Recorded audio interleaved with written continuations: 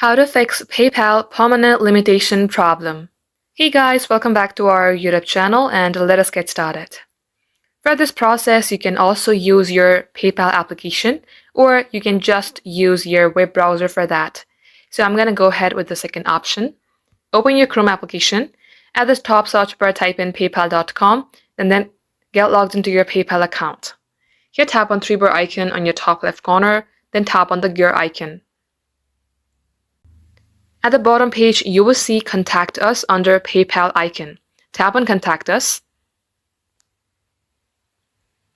And for your specific account name, you will see various queries that is already there for you to tap.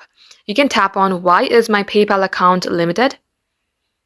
Then here you will see various articles with solutions, the reason for account limitation, its policies, and what are the higher risk activity.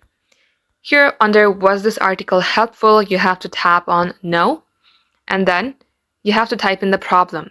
You can type in that your account of PayPal is permanently limited and now you would like to solve this problem because you want to do a lot of transaction via PayPal. You can write that, then tap on Submit.